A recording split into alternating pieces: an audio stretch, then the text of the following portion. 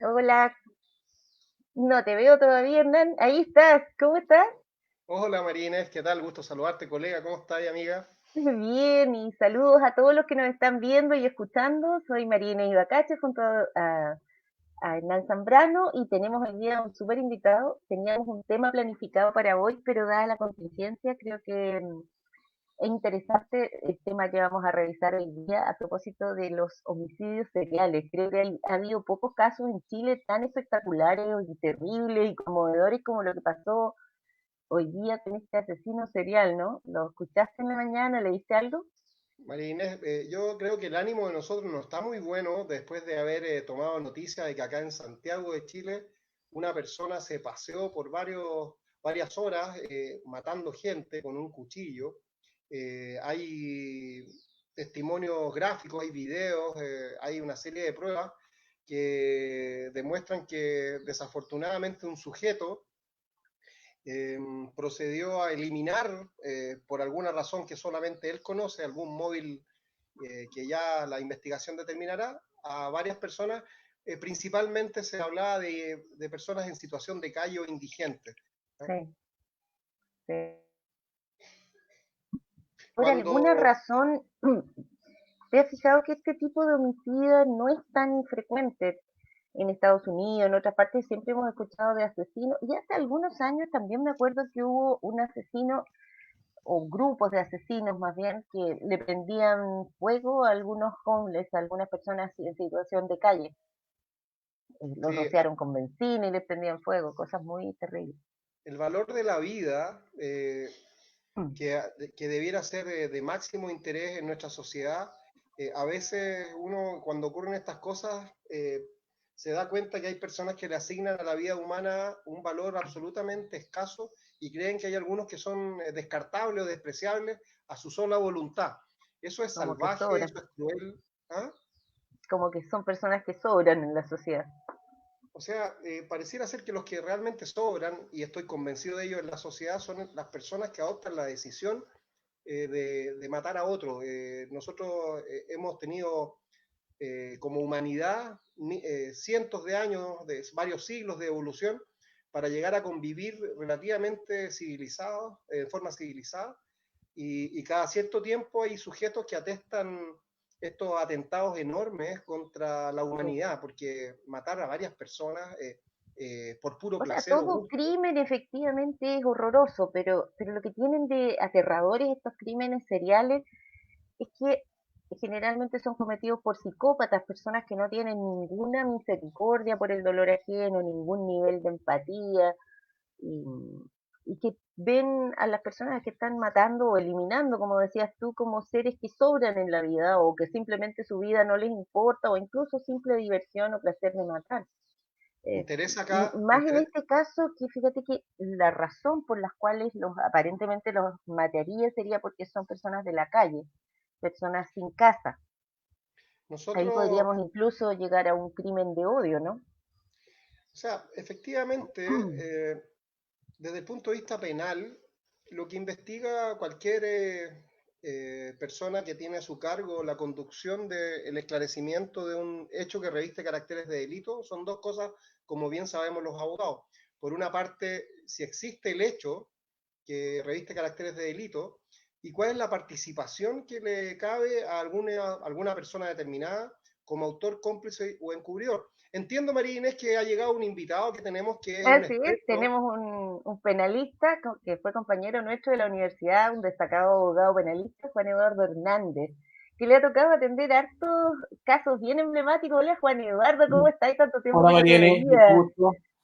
De hecho, en la universidad nosotros decíamos que éramos primos, que no somos parientes para nada, pero por tu Así es, apellido. tenemos un alcance de apellido ahí. Así Oye, es. ¿Cómo estás, Hernán? hola Juan Eduardo Hernández, Hernández, que como ustedes dos saben significa hijo de Hernán. ¿Cómo están el par de hijos que tengo? Oiga, así que Oye, usted, yo nunca supe que eran primos ustedes, ¿ah? No me enteré. Lo mantuvimos oculto mucho tiempo. claro, eso. Oye, quiero contarle a la gente que nos está viendo, a los cientos de personas y a los miles de personas en Chile y en el extranjero que nos están viendo, Juan Eduardo, que Juan Eduardo aceptó una invitación hace poco rato. Él es una persona con una gran disposición, y si bien es cierto, estamos tocando, Juan Eduardo, como ya te diste cuenta, un tema luctuoso que nos apena, nos acongoja, que tiene que ver con este hallazgo hoy día de varias personas fallecidas en Santiago a raíz de hechos que habría cometido, y vamos a hablar en modo potencial porque no está determinado todavía por una sentencia, El una colombiano. una persona de nacionalidad colombiana, lamentablemente. Sí. ¿Estás informado, Juan Eduardo, de algunos antecedentes de lo que ocurrió en Santiago en estos días, en estas O últimas sea, horas? solo escuché lo que aparece en la prensa y al parecer la imputación que hizo, me parece que Carabineros fue el que investigó el hecho, junto con el Ministerio Público, es una imputación al parecer por 6 homicidios. Dentro de esos 6 homicidios, al parecer, o 5, dentro de esos 6 homicidios, por lo que escuché en la prensa, varios serían de personas en situación de calle a quienes habría apuñalado. Oye, Juan Claro, Eduardo, este sería un crimen quizás de odio, ¿verdad? O Al sea, estar dirigido a un cierto grupo de personas por su depende, condición. claro, o sea, lo que va a depender, en todo, a ver, en todo homicidio en general, bueno, los americanos tienen en general pruebas los homicidios en base a motivo y oportunidad. Y por lo tanto, una de las cosas importantes para la legislación anglosajona es determinar el motivo por el cual se comete el crimen. lo que se llama el móvil. Claro, lo que se llama el móvil. En la legislación nuestra no es tan importante el motivo, salvo en algunos casos como puede ser, por ejemplo, bajo la aplicación de la ley Zamudio o bajo la aplicación de la ley del femicidio. En los demás casos no importa mucho el motivo, pero efectivamente Eso puede estaba ser pensando un crimen por justamente que odio, podría ser. pero también puede ser un tema psicológico del autor, es decir, tiene alguna psicopatía que diga relación con alguna enemistad especial con esas personas en alguna razón o simplemente por su situación de calle. Claro, porque lo que decía la prensa y recién nuestro productor incógnito Julio Wright, que es nuestro director también, colocaba en pantalla una noticia de prensa que daba cuenta que alrededor de 8 homicidios se cometieron entre el 1 de este mes y el día de ayer en Santiago, de las mismas características, 5 de los cuales se produjeron antenoche. Este hechor, que tiene nombre y apellido, está identificado como Diego Ruiz Restrepo, apuñaló a personas que tenían, como bien lo dices tú, María Inés, y también lo ratifica Juan Eduardo a través de las noticias que hemos conocido por los medios de comunicación, que se trata de personas que viven en situación de calle generalmente, y eso da para pensar que probablemente este hechor tenga algún tipo de problema con esa clase de personas, con personas de las más vulnerables de nuestra sociedad, las personas que están viviendo desafortunadamente en las calles de una ciudad grande como Santiago. Oye, Juan Eduardo, yo te quería hacer una consulta. Entiendo Sí. que esta persona es extranjero, lo que además tiene una connotación bien tremenda porque genera bastante o incrementa la xenofobia que tenemos, desgraciadamente, quizá en algunos sectores de nuestra población. O sea, porque el hecho de su nacionalidad, la verdad es que es una cuestión estrictamente accidental si la persona era colombiana. ¿Tú sabes algo de su situación migratoria? ¿Penalmente hay alguna diferencia en un crimen cometido por una persona chilena o un extranjero? Cuéntanos un poquito de eso. Penalmente no hay ninguna diferencia. El delito, siendo un delito cometido en Chile, penalmente da lo mismo la situación migratoria de él. Podría estar como turista legalmente, podría estar ilegalmente, que al parecer es la situación de él, que él se le habría vencido la visa de turista y luego trató de regularizar y no está regularizado, por lo tanto sería una persona que se encuentra ilegalmente en Chile, pero penalmente no tiene, como sujeto activo del delito, digamos, no tiene ninguna relevancia la situación migratoria de él y si es chileno o extranjero. En eso sí, ¿Y el una vez imputado cumplida por la homicidio no pena, tiene él importancia. sería expulsado? Perdona, ¿y No, una vez cumplida la pena? Ya. una vez cumplida la pena debiese ser expulsado, sí. Juan Perfecto. Eduardo, mira, hay algunas personas que nos hacen a nosotros preguntas, nos formulan a través de la página web de Radio Sí. Buenos con Navaja en Facebook y también por otros medios, y hay algunas personas que son habituales del programa, entre ellos un par de personas que son menores de edad, son niños que me mandan a mi teléfono por medio de WhatsApp preguntas. Y uno de ellos, Tomás, sí, me pregunta, quiero saber, díganle al penalista que me explique a mí, que soy un niño y que nunca he estudiado educación cívica, cómo es el juicio que debe enfrentar una persona que mata a otra. ¿Podríamos dar algunos barnices, por favor, de la... Oye, qué interesante eso con Eduardo y Hernán, porque efectivamente nuestros juicios penales han cambiado mucho. Nosotros partimos en el tiempo que los juicios eran escritos y ahora son bastante más parecidos a lo que tenemos la imagen en Netflix, ¿verdad? Algo más parecido a la tele, sí, bueno. Ante cualquier hecho punible, o sea, cualquier delito cometido, lo que es un hecho con relevancia penal, un hecho típico con relevancia penal, lo que ocurre es que se activa el sistema penal. Lo primero que se activa, digamos, son las policías, que son las que... Perdona, Juan Eduardo, un paréntesis. Hecho típico, que es lo que tú mencionas, para que lo entienda toda la gente, el hecho típico significa que está tipificado, por eso se llama típico, que está en alguna norma penal sancionada. Sí. Bueno, para hacerlo simple, cuando ocurre un hecho en la calle, o en una casa, en el mundo, ¿cierto? Este hecho puede ser un acto ejecutado por un ser humano que tiene una consecuencia como hecho de la naturaleza. Por ejemplo, en el caso del homicidio, el que mate a otro, la consecuencia es que hay un acto, ¿cierto?, que termina con la muerte de otro. Ese acto puede ser intencional, típicamente homicidio, o puede ser accidental, como ocurre, por ejemplo, con un atropello y tú tienes presencia de los delitos. En este caso particular, lo que hay es un hecho ejecutado por un ser humano, que sería este colombiano, que lo que hace es matar a otro sujeto y el resultado es la muerte de este sujeto. Por lo tanto, tú tienes un homicidio consumado que se inicia como investigación con la policía, con el Ministerio Público, se detiene presuntamente al imputado y lo primero que se va a hacer es que este imputado, una vez detenido, pasa a control de detención, que es una audiencia que se realiza o el mismo día de la detención o a más tardar el día siguiente, que se puede ser suspendida, como al parecer fue este caso, que se ocurre una ampliación de la detención, y luego de eso se le formalizan cargos en esa audiencia, se controla si está bien o mal detenido, y luego se le formalizan cargos, es decir, se le dice, señor, usted está siendo investigado por nosotros, el Ministerio Público, por este delito. Una vez formalizado, el fiscal, dependiendo del delito, pide medidas cautelares. En los casos de crímenes, ¿cierto?, las medidas cautelares normales, la prisión preventiva. En casos de delitos más bajos, se piden otro tipo de medidas cautelares, como la firma mensual o semanal en el Ministerio Público o en una comisaría. Pero en este caso... Discúlpame, ¿sí? Tomás es bastante agudo y pregunta si ahí, cuando se pide la prisión preventiva, va a funcionar la puerta giratoria de la justicia. ¿Qué es lo que debiera uno presumir que va a ocurrir, Juan Eduardo? A ver, dígale, Tomás, que la puerta giratoria de la justicia no es más que un mito creado por la prensa. La verdad que los números lo que dicen es que nunca ha habido tanta gente presa como en este nuevo sistema penal de corte, entre comillas, garantista.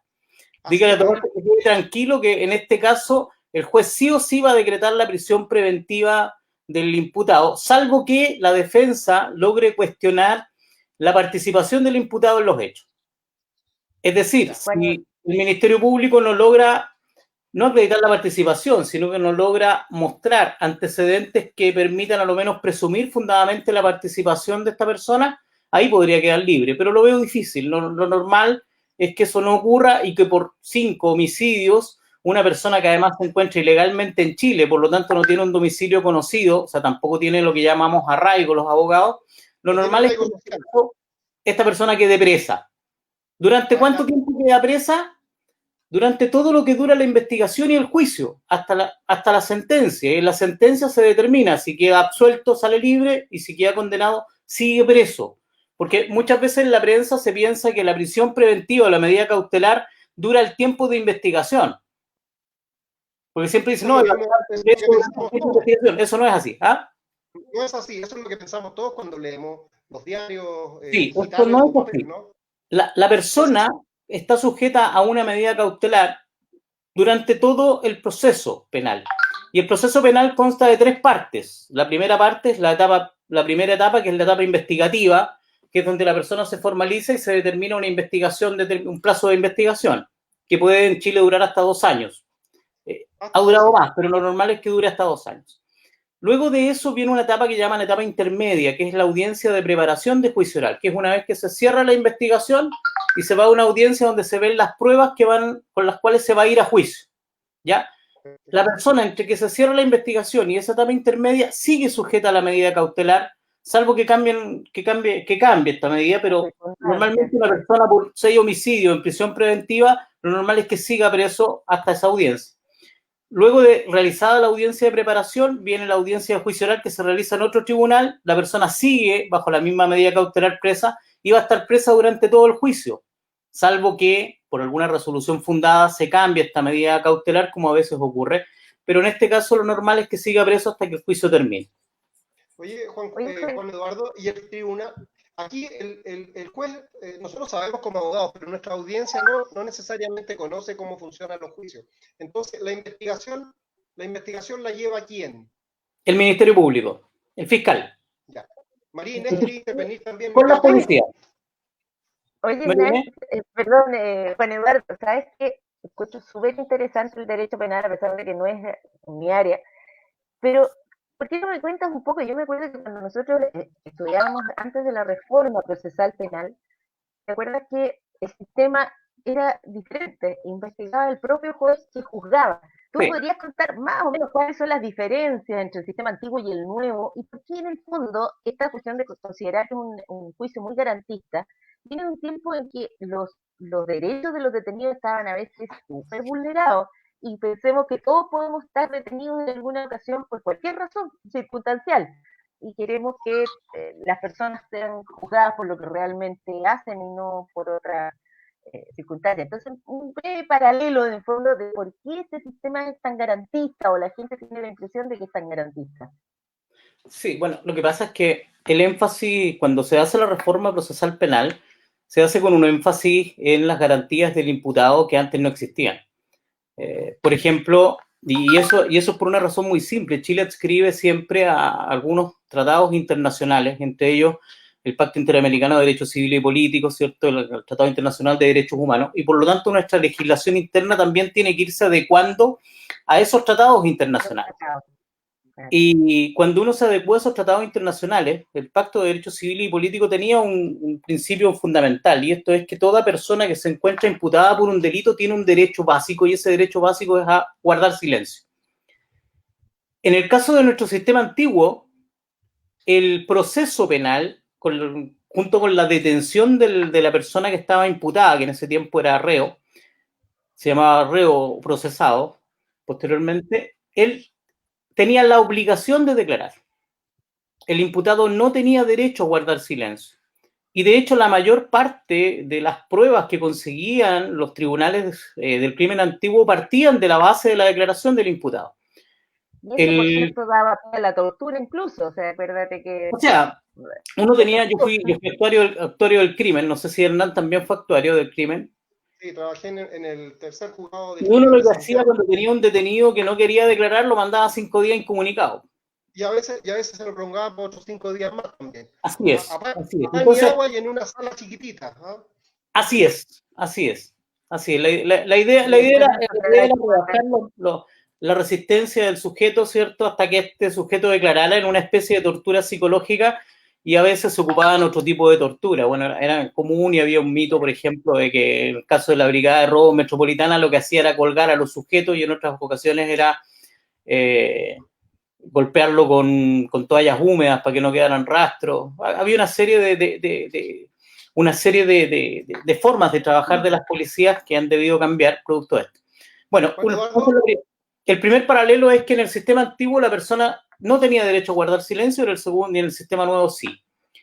El segundo es que el que llevaba la investigación era un juez del crimen, y por lo tanto el juez del crimen, a través que como por la cantidad de trabajo que tenía, no funcionaba él directamente, sino que él lo hacía a través de actuarios, que eran personas contratadas que no necesariamente eran abogados, y respecto a los cuales en muchas ocasiones hubo dudas respecto de su conducta ética, y se cambió esa situación porque la investigación la llevara a un ente distinto al juez que juzgaba, y por eso se separó y se colocó al Ministerio Público a cargo de la investigación junto con las policías, dejando al juez en dos labores. La primera, una labor que es de control de instrucción. Yo no soy partidario de hablar de juez de garantía en realidad, porque en realidad el juez de garantía se le puso el título de garantía para dar a entender de que este sistema hacía énfasis en las garantías del imputado. Pero en realidad el juez hoy día no es un juez de garantía, es un juez de control de instrucción. Es decir, revisa que la instrucción del Ministerio Público, la investigación que se realiza, se lleve de acuerdo a los parámetros legales y constitucionales que corresponden. Por eso es que existe una norma como el artículo 10 del Código Procesal Penal, donde tú lo que puedes hacer es pedir una cautela de garantías cuando los derechos de las personas están siendo vulnerados dentro de la investigación.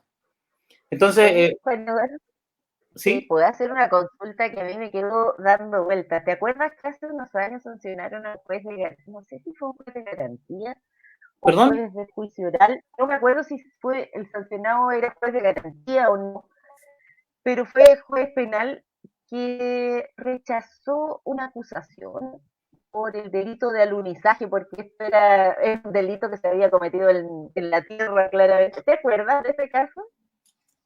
Sí, me acuerdo de ese caso. ¿Te acuerdas Sí. más o menos cómo fue? Yo no me acuerdo bien.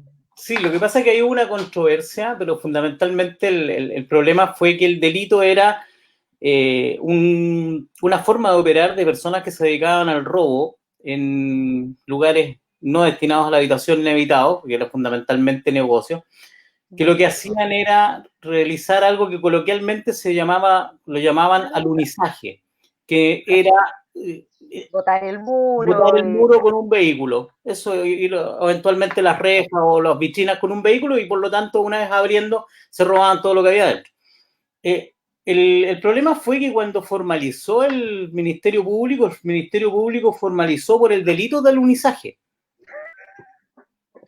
Y eso fue un problema del Ministerio Público, no del juez, porque el delito de Obvio, alunizaje no existe. no existe, Claro, no es típico como hablábamos No es recién. típico, claro, usando la porque si palabra, el alunizaje se entiende por un vehículo que aluniza. Claro, Y la pero luna tendría claramente que haber está indicado cuál fuera es del el territorio de delito. la República, entonces el tribunal no podría ser competente en un delito de alunizaje. En definitiva, lo que el juez ¿Cierto? pedía era que el Ministerio Público fuera menos coloquial y utilizara el lenguaje jurídico que corresponde. Es nada más que eso. Pero Juan Eduardo pudo haberlo hecho ese juez de una manera más directa, en vez de dejarlo sin efecto, pudo haberle pedido al Ministerio Público que formalizara correctamente o que usara tipos penales reales. Eh, o sea, hay distintas formas de proceder, pero también los jueces tienen distintas formas. Algunos ayudan al Ministerio Público a que realice sus peticiones como corresponden, en una situación que además yo creo que no está muy acorde a la legislación.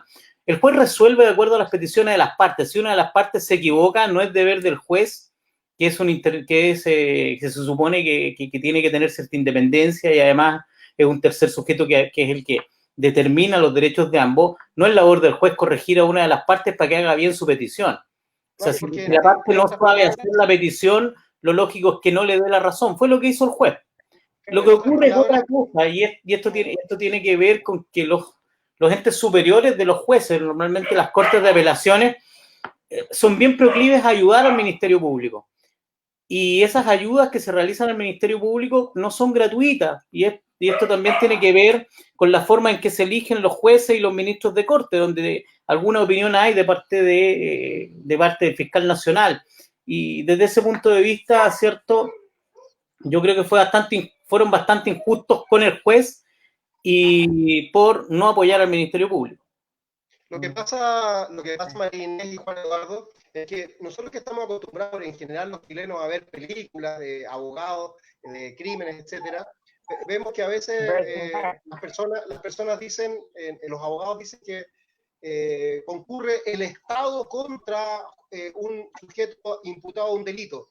Vamos a poner un nombre cualquiera para inventar el Estado contra Hernán Zambrano. Y resulta que es más o menos lo que pasaría acá, porque el Ministerio Público es un ente estatal que está formalizando a una persona como autor de un delito. Tenemos una persona en línea que se llama Olga Zambrano, que tiene mi apellido, ya que ustedes son primos, ella es mi prima, y está preguntando si existen otros antecedentes de casos similares de crímenes seriales en Chile. ¿Recuerda alguno, Juan Eduardo? Bueno, los psicópatas de Viña. Ay, sí. Tú tienes un crimen serial. El psicópata de alto hospicio también es un crimen serial. Hay un sujeto en Copiapó que también es autor de crímenes seriales, que de hecho se le imputa la desaparición de una mujer que no sé si habrá aparecido el año pasado. Eso es lo que se me viene, bueno, y se me viene a la cabeza eso principalmente. Pero sí, han habido casos en Chile, como en todo el mundo, de crímenes seriales, algunos sin motivo, otros con motivos distintos. Como dice María Inés, puede ser un crimen de odio, hay que revisarlo, es perfectamente plausible. A veces son crímenes de otro tipo de carácter. Las motivaciones detrás del criminal son importantes para determinar después su imputabilidad, porque sin duda que algo que va a hacer seguramente la defensa va a ser precisamente cuestionar la imputabilidad del colombiano, del imputado. Imputabilidad se refiere a que el sujeto sea plenamente imputable, es decir, que no tenga algún tipo de trastorno psiquiátrico que le impida, digamos, distinguir entre el bien y el mal. Sí. Bueno, ¿y qué pasaría si, por ejemplo, informes peritajes psiquiátricos dijeran que esta persona está perdió el sentido de la realidad? ¿Cuál sería la sanción? ¿Esta persona sería internada? ¿Sería no tiene sanción si la persona es riesgosa para terceros o para sí misma, debe ser internada en un recinto psiquiátrico.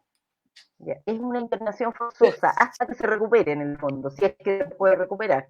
Lo que pasa es que normalmente ese tipo de trastornos son irrecuperables, pero digamos, lo que se aplica ahí no es una pena, sino que es una medida de seguridad. Pero eventualmente podría quedar, si violado con algún tipo de medicamento, la persona deja de ser agresivo, podría quedar en libertad. Podría quedar en libertad en un futuro. De hecho, ha ocurrido que personas, asesinos seriales, han diagnosticados con un problema psiquiátrico, son internados por medidas de seguridad. No en Chile, pero sí fuera, en Estados Unidos ocurrió.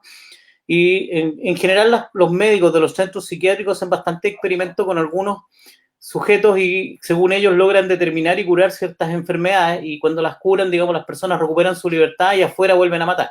Eso ha ocurrido en Estados Unidos. La forma en que se aplican las medidas de seguridad es bastante cuestionable, no es un tema muy pacífico, menos en Chile, donde no tenemos mucha literatura al respecto. Rodrigo Larreina pregunta cuánto tiempo de cárcel arriesga. Cada delito de homicidio simple tiene una pena de presidio menor en su grado medio, para que entiendan, de 10 años y un día 15 años.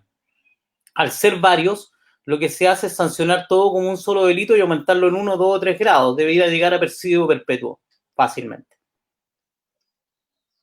Ahora, sabemos que en Chile el presidio perpetuo en general dura 20 años. Ya, pero ¿y el presidio perpetuo efectivo, en cambio, puede llegar a 40 años? La diferencia entre el presidio perpetuo simple y el efectivo es que en el caso del presidio perpetuo, a los dos son presidio perpetuo, es decir, lógicamente la persona tiene que estar presa toda su vida. Todo lo que le queda de vida se supone que va a estar preso. Pero existe una ley que es la ley de libertad condicional. Y la ley de libertad condicional establece que en el caso del presidio perpetuo las personas pueden postular a salir en libertad condicional una vez que cumplen 20 años de cárcel.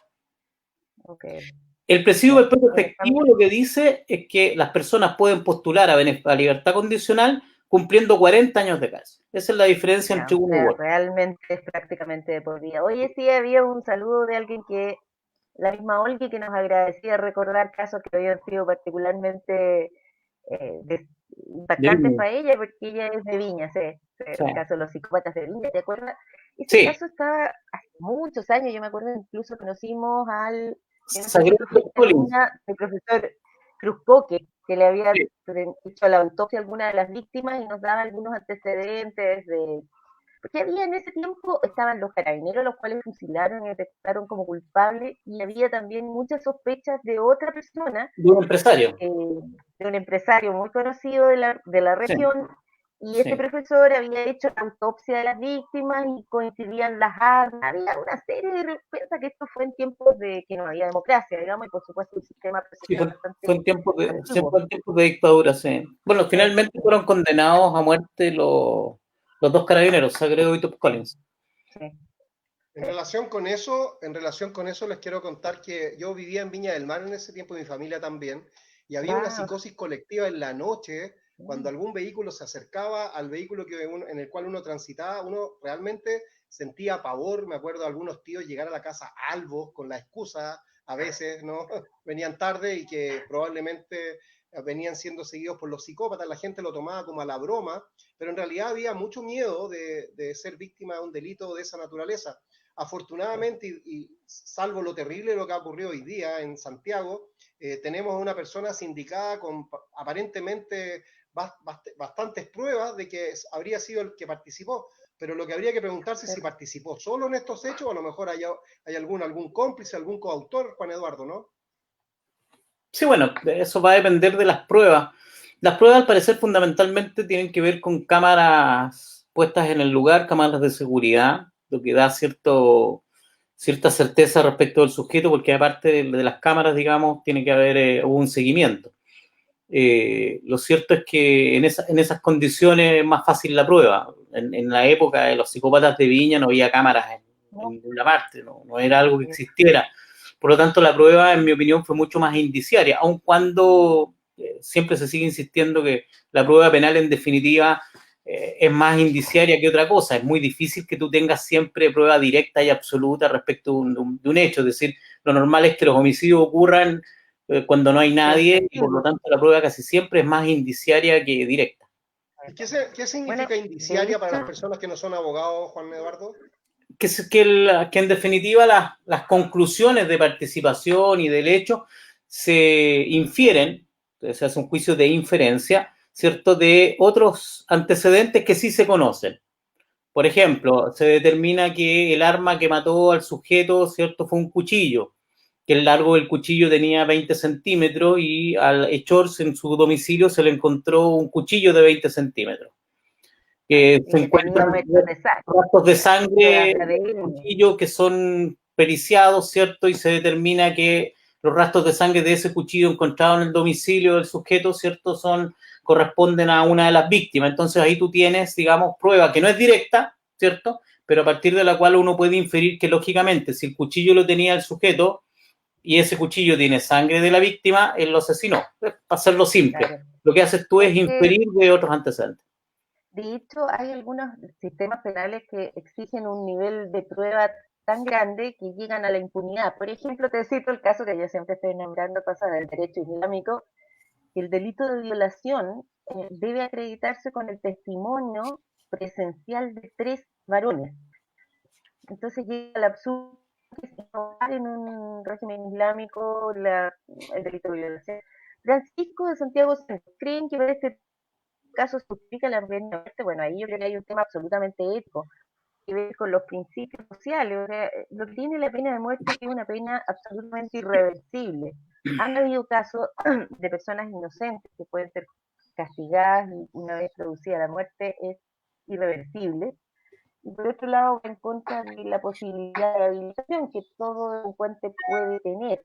Acordémonos del caso del Chacal de Nahuel Toro, que todavía el Chacal de Nahuel Toro cometió un crimen espantoso, mató a una mujer, a sus hijos pequeños con un hacha.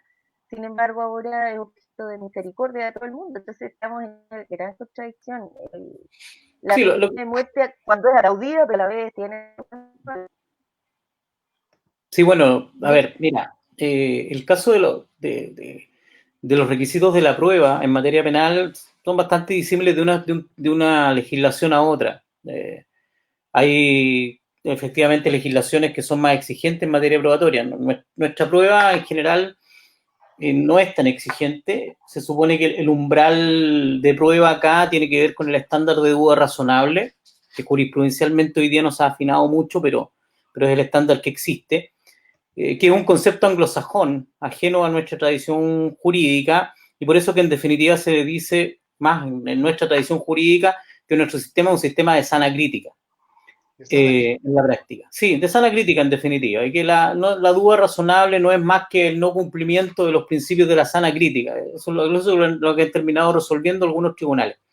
Juan Eduardo, ¿te ha tocado participar como abogado en algún caso relevante, conocido, donde haya habido Varios, ha crímenes? estado nuestro amigo Juan Eduardo, lo hemos No, visto varios, incluso sí. en algunos alegatos muy famosos. ¿Alguno que No se sé si pueda me contar? permites mencionar uno que me acuerdo. ¿Cuál? Me acuerdo del caso de Garay, que estuviste De ahí Rafael, abogado. sí, yo no llegué a juicio Sí. con Rafael, sí, pero fui parte del equipo de defensa de Rafael, invitado por un gran amigo mío, Reinario García La Pastora, gran penalista, quien Pero ahí, llevaba el ahí no caso. hubo Yo crímenes fui el segundo en este caso. de sangre, ¿no? No, es Ahí, otra ahí no cosa. hubo crímenes de Fueron sangre, ¿no? Era otro tipo, sí, era otro tipo de caso, pero era un caso muy entretenido. Rafael, aparte, era un tipo muy simpático, como casi todas las personas que caen en ese tipo de delito, digamos. Sí, también De estuve en verdad. Inversions. Hoy día estoy defendiendo a Luis Núñez Blanco, que es un futbolista profesional que está acusado también de homicidio. Estoy defendiendo a un imputado menor de edad, que es el imputado en el caso del homicidio del carabinero Galindo, del cabo Galindo, que ocurrió en La Pintana hace un tiempo atrás, un par de años. Tenemos juicio oral que va a empezar recién el 4 de enero. Ahí tú tienes un caso, por ejemplo, donde se dice que las investigaciones respecto de adolescentes no pueden durar más de 6 meses. Este es un delito del año 2018 y lo vamos a juzgar el 2021, para que tú veas que no siempre lo que dice la ley en materia de plazos se cumple. Hay una pandemia entre medio que ha permitido alargar los plazos, pero me no imagino, tanto, ¿no? claro. Sí, lo que pasa, sí, lo que pasa es que hay una serie de consideraciones por las cuales los juicios se alargan, no siempre son lo rápidos que se espera. Ahora, para las defensas en general, hacer un juicio rápido es asegurarse una condena más grande. La lentitud de los juicios siempre va en favor de la defensa. Es verdad. Bueno, Eduardo, aquí yo creo que hay algo que le interesa mucho, por lo menos a mí como abogado siempre me lo preguntan, a pesar de que no sea penalista. ¿Qué pasa con defender a un culpable si tú sabes que es culpable? Mi respuesta, no sé si tú estás de acuerdo conmigo y tú como penalista, primero que uno no es juez, uno es abogado parte, por lo tanto no le corresponde juzgar a su cliente, y segundo que el derecho a defensa es un derecho humano. Cuéntanos un poco, ¿has tenido alguna vez un conflicto ético de algún cliente que tú no has querido defender, algún crimen que te horroriza al punto que no quieres meterte en eso? O sea, yo soy defensor privado, por lo tanto, digamos, puedo elegir si defiendo a alguien o no.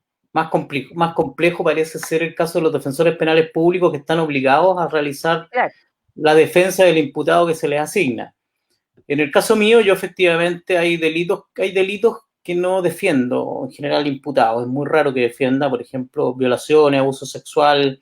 Es muy poco, casi no tomo ese tipo de delitos. He participado en defensas, fundamentalmente de personas que me han convencido que son inocentes. Nos ha ido bien en general con Reinerio en eso, pero son elegidos muy puntualmente, son casos muy excepcionales. Pero lo que pasa, yo creo que el tema ético de uno depende cómo uno entienda el ejercicio de la profesión. O sea, la defensa no puede ser a ultranza, ¿no? En mi opinión no puede ser a todo evento. Si tú estás dispuesto a hacer una defensa a todo evento, estás dispuesto a hacer cualquier cosa por tu cliente, es una forma de ejercer. Yo lo vi a propósito recientemente, a través del caso del hijo de Raquel Argandoña, por ejemplo, lamentablemente el colega defensor que tomó la defensa ahí fue capaz de realizar toda una estrategia que está bastante reñida con la ética y que demuestra una cierta falta de ética, en mi opinión, de él en términos de haber casi inventado un cargo respecto del querellante a fin de lograr su desistimiento.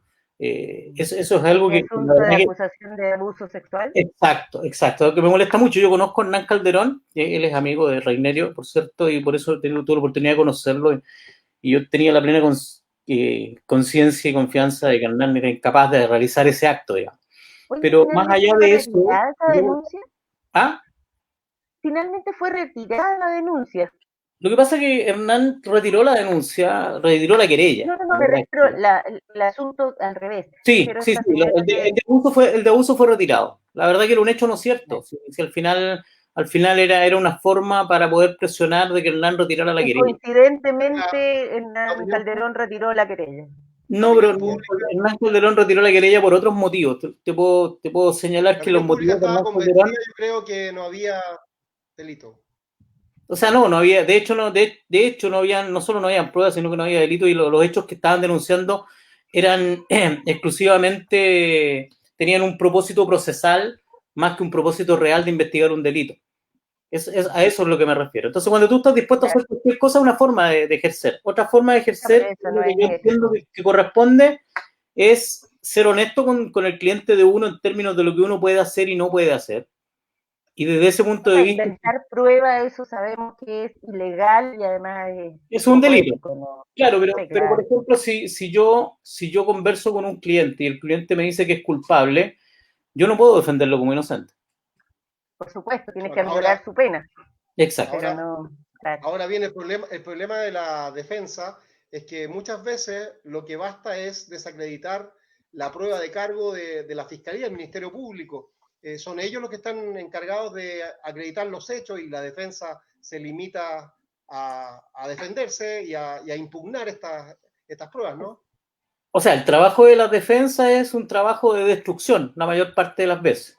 Y eso tiene que ver con ver todos los problemas que tiene la investigación realizada por el Ministerio Público y apuntar hacia allá. En definitiva, el encargado de que a alguien se le condene es el Ministerio Público, no la defensa. Claro. La defensa tiene un parámetro distinto y eso tiene que ver con que se respeten las garantías de las personas.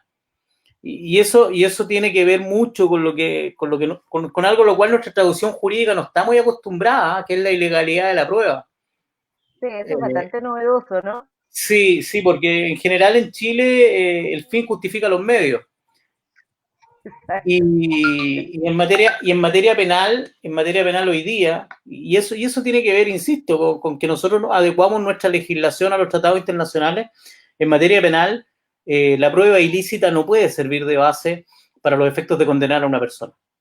Oye, Marines, Francisco de Santiago Centro insiste con su pregunta, si creemos que para este tipo de casos se justifica o no la pena de muerte. ¿Cuál es tu opinión?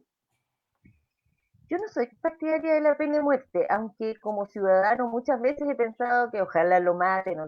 Pero la verdad es que en principio, racionalmente, no soy partidaria de la pena de muerte, pero más me interesaría tú, Juan Eduardo, ¿qué opinas de la pena de muerte?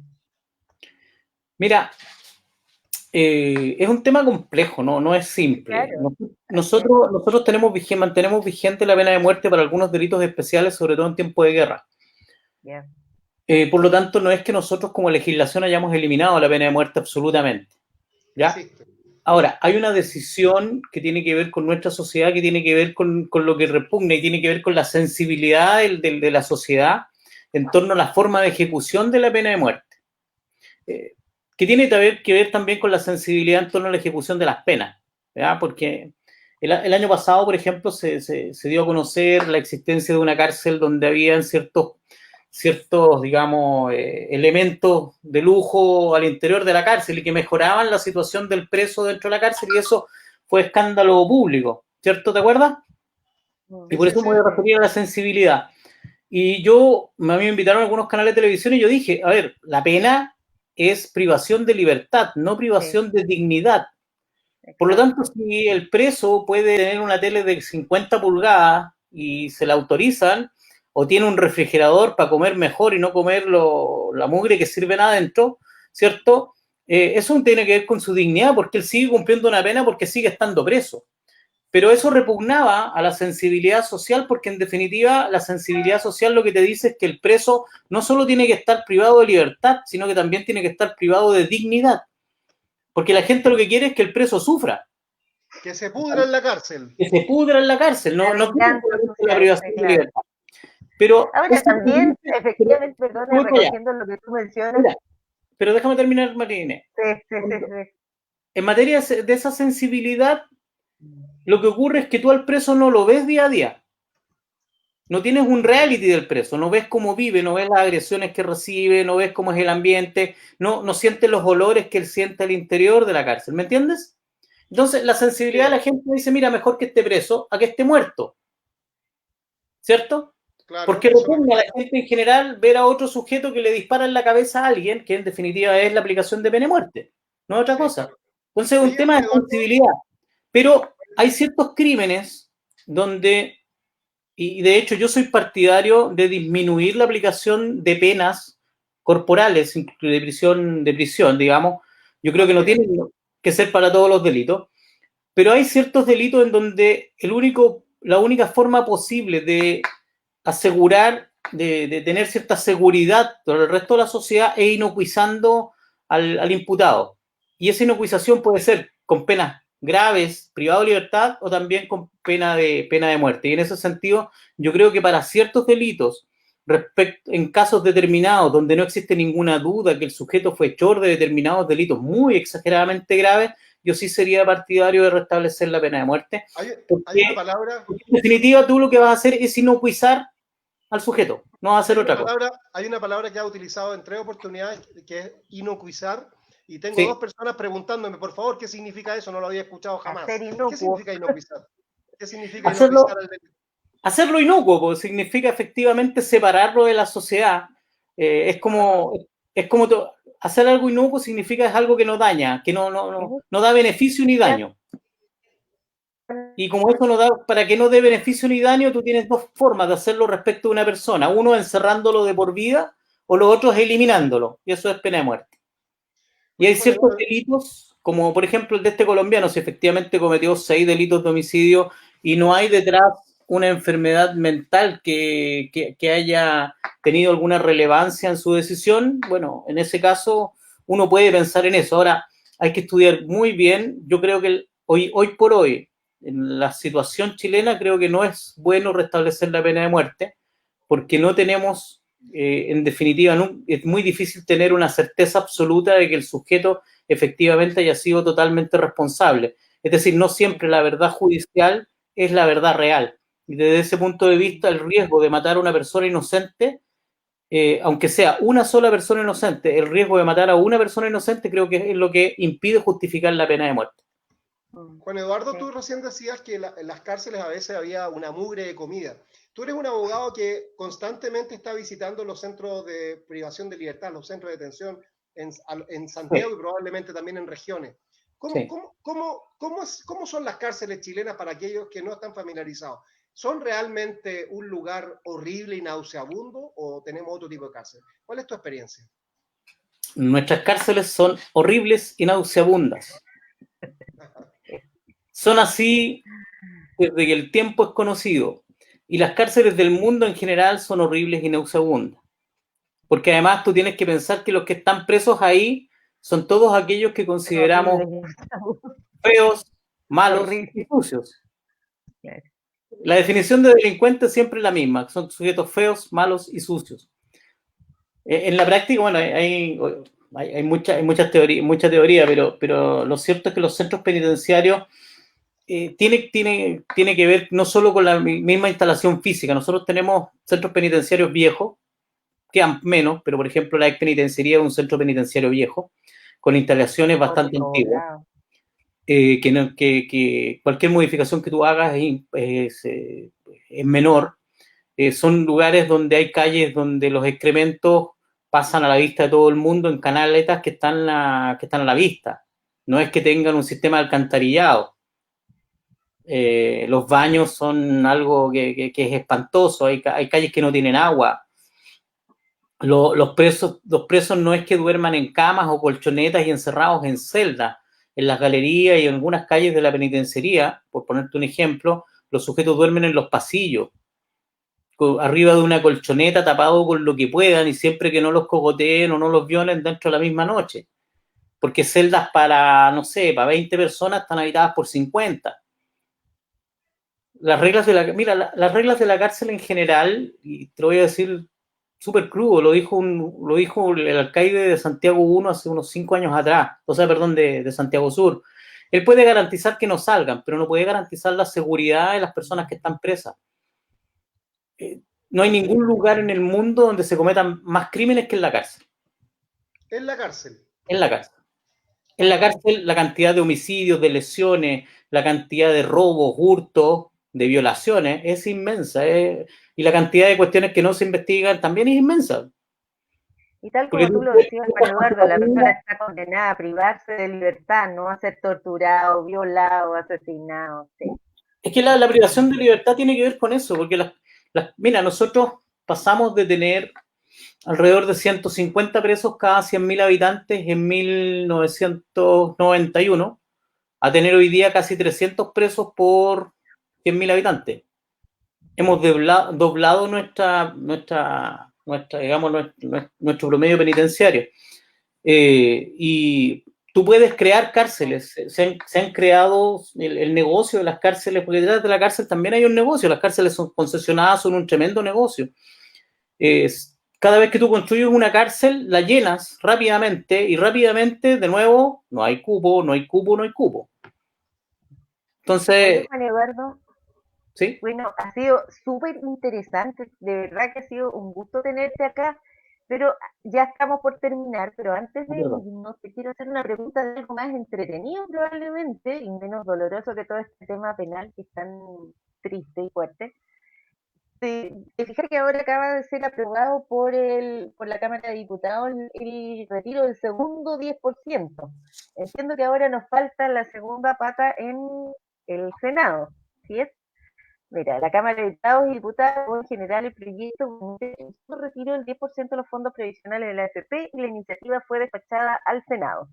Entiendo que si en el Senado no hay observaciones debería ser ley, pero si hay observaciones tendría que volver a la Cámara. ¿Sabes algo de eso? ¿Estás enterado? ¿Nos puedes comentar? Sabía que se votaba hoy, estuve escuchando a la una, alrededor de la 1 de la tarde, estuve escuchando noticias y faltaba por hablar todavía 8 diputados, pero lo normal era que se aprobara porque estaban los votos. Yo creo que se va a aprobar este segundo 10%. La verdad que tiene una razón que tiene bastante peso y esto tiene que ver con, en mi opinión, con la incapacidad del gobierno para reaccionar adecuadamente a las necesidades de la población. Yo creo que el gobierno, en cuanto a las necesidades económicas de la población, ha reaccionado mal y tarde. Como en general ha ocurrido lamentablemente con este gobierno. Yo la verdad voté por Piñera en su minuto, pero la verdad que no ha cumplido ninguna de las expectativas para las cuales fue elegido. De partida, su programa de gobierno no lo ha aplicado jamás. Pero yo espero que la gente con ese 10% siga gastando y por lo tanto aumentar reactivando un poco nuestra economía. ¿Mm? Se han producido algunas consecuencias no deseadas junto con aquellas deseadas. La gente espiritualmente se sintió mejor, tenía un poco de dinero para poder satisfacer sus necesidades, algunos nos dimos algunos gustos con el retiro del primer 10%, y también ocurrió que ha aumentado la inflación en Chile en los últimos meses, después del primer retiro del 10%, lo cual ha sido una consecuencia no deseada, como recién decía. Con el segundo retiro, pareciera ser que lo que se busca es que haya algunas indicaciones, de modo tal que no sea tan simple que todo el mundo pueda retirar, sino que algunas personas que cumplan algunos requisitos nada más. Pero eso está todavía en veremos, falta que apruebe el Senado y también se anuncia alguna presentación eventual al Tribunal Constitucional, Juan Eduardo y María Inés, ¿no? Sí, entiendo que sí. Ahora, la parte de las personas que están con enfermedades terminales, yo creo que es una cuestión que no hay duda alguna para nadie pensar que una persona con una enfermedad terminal que no tiene una expectativa de vida más allá de un año pueda tener fondos guardados para los próximos 20 o 30 años de tu vida. Oye, los peruanos en ese sentido nos llevan la delantera. En Perú se aprobó hace pocos días el retiro del 100% de los fondos previsionales de las personas. Ellos ya permitían antes en su legislación retirar para comprar una vivienda al momento de pensionarse, pero ahora cualquiera puede retirar el 100%. En Perú pasan cosas novedosas, así como también ayer destituyeron al presidente Vizcarra, ¿no? Y no se cayó el país. ¿Ah? Y no se cayó el país. No, ojalá que pierdan el viernes el partido con Chile, sí, ese es otro tema, pero aprovecho de hacer un poco de propaganda. El próximo lunes vamos a estar en Hablemos de Deporte X y vamos a contar con la presencia de un hincha fanático de la U y de la Roja, Juan Eduardo Hernández. Mira qué buena, sí. Juan Eduardo. Oye, Juan Eduardo, una vez más, qué gusto haberte visto. Además, está igual que en la escuela. Gracias porque ha sido súper claro, súper entretenido y yo creo que a la gente le sirve, así que esperemos contar contigo en una próxima ocasión. Cuando quieran para hablar de derecho. Pues nos despedimos ya. Para hablar del proceso penal, muchas gracias por invitarme, gracias Hernán, gracias María Inés, un gusto. Oye, nos queremos despedir de Juan Eduardo, que es un tremendo penalista, es uno de los mejores penalistas que hay en Chile y además tiene activa participación pública a través de algunos canales de televisión donde es un invitado y panelista permanente. Y la verdad es que nuestro programa, que es un gran programa que se transmite a través de Radio Monos con Navaja, se engalanó hoy día con la presencia de una persona que conoce tanto de materia penal, Juan Eduardo, y queremos aprovechar de invitarte para en otra oportunidad conversar de este tema y otros tanto más interesantes que el de hoy, ¿no? Cuando quieran, pues cuando quieran, ningún Ya, problema. súper claro, súper. Yo lo escucho cada vez que puedo porque son muy interesantes sus apreciaciones. María Inés, ahí siempre, como siempre, sus opiniones muy asertivas. Muchas gracias, Juan Eduardo. Qué gusto. Oye, chicos, nos vemos entonces, acuérdense, el próximo martes en Hablemos del Ex y en Monos con Navaja. Y una última noticia, las autoridades de Viña del Mar y de los canales 7 y 13 decidieron aplazar la versión 62 del Festival de la Canción por un año debido a la pandemia. Noticia mala para el espectáculo. El alcalde de Valparaíso, Jorge Schack, informó que el 1 de enero del 2021 se realizará el Año Nuevo en el mar, pero sin la tradicional fiesta en la Plaza Sotomayor, como si no fuera a ir la gente igual. El nuevo entrenador, esa es tuya, Hernán, el nuevo entrenador. Sí, quiero decir que lo que pasa en Viña y Valparaíso nos afecta y nos agrada y nos atañe a todos. Yo soy viñamarino de origen, mi familia vive en Viña del Mar y me da mucha pena que se cierre el Festival de Viña, pero sí me da mucho gusto que haya un Año Nuevo en el mar. Algunos animalistas van a estar en contra por los efectos colaterales del ruido, de los fuegos artificiales, pero para mí un Año Nuevo no es Año Nuevo si no estoy disfrutándolos en Valparaíso, y los dejo a ustedes dos invitados para que me acompañen este año a pasarlo en Valparaíso, Juan Eduardo y María Inés, con la mascarilla, con gel, etcétera. El nuevo entrenador de Universidad de Chile, Rafael Dudamel, venezolano, dio positivo en examen PCR por COVID-19 y deberá guardar cuarentena. Trajimos a un entrenador, Juan Eduardo, que viene enfermo y nos puede contagiar. Mal augurio para la U, mal augurio para la U. Y aquí hay una noticia que yo no quiero leer, no la quiero leer. Lucía Iñat, viuda de Pinochet, fue internada en el Hospital Militar de Santiago debido a problemas respiratorios. Bueno, esa es una noticia que alguna gente festina con eso. Yo creo que toda persona que está enferma requiere atención y ojalá se recupere.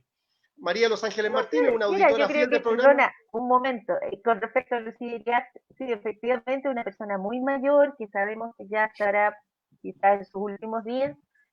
Y efectivamente, coincido contigo, no es bueno festinar la muerte de nadie, independiente de las cosas que haya cometido. Un poco lo que decíamos con Juan Eduardo con respecto a los presos.